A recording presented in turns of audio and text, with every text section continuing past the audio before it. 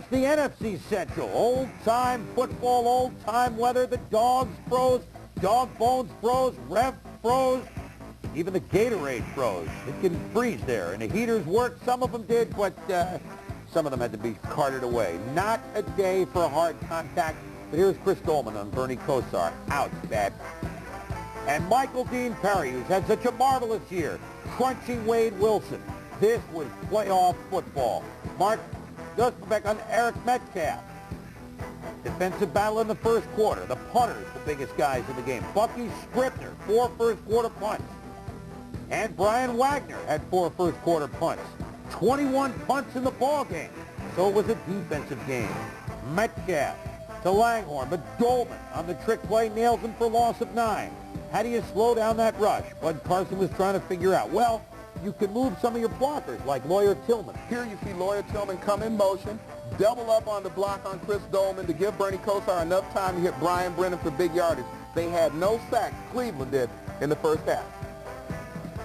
And Barry Redden on the run will fumble it. Cleveland having the big problem running the football all year. Scott Studlow recovers.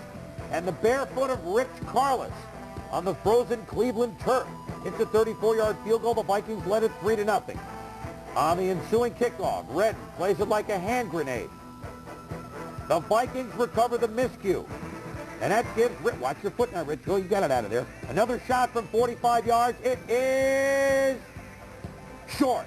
But penalty gives Carlos another shot.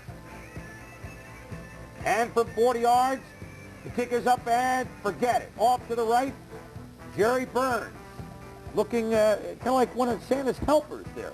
3-0 at the half. Minnesota. Ozzie Newsome's last home game for the Browns. Regular season home game. Kosar to Ozzie Newsome, the standing O on the 19-yard pickup. Then after a long pass interference penalty, Kosar to Ron Middleton. 5-yard touchdown, slips, but the Browns lead it, boom, 7-3. Joey Browner and the Vikes.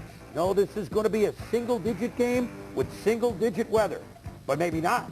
Herschel Walker bursts up the middle for 26 yards. Big run for him. It's 10-7 the Norseman. Kosar to Reggie Fonghorn Langhorne. Passes Browner. He could go all the way. 62 yards. Browns on top, 14-10. Game heating up. Fourth quarter. Vikings threaten. But Clay Matthews crunches Wilson for a huge loss. Hurts his left knee. Tommy Kramer, the quick warm-up and the quick entry.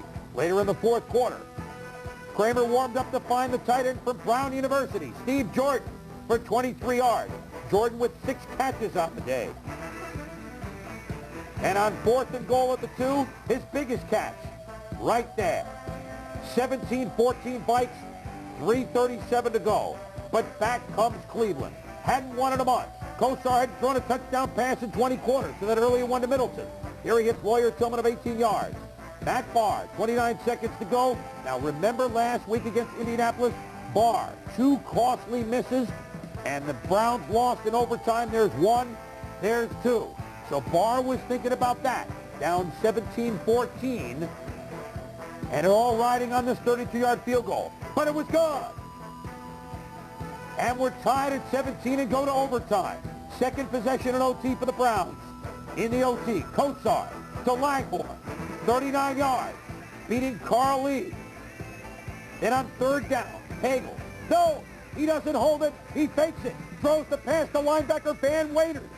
A tight end eligible. A 14-yard touchdown pass on a fake field goal. A beautiful call for Bud Carson as they win it, 23-17. And because if the pass is incomplete, they can still kick the field goal on 4th down rather. Earlier, you saw Ron Middleton catch a touchdown pass.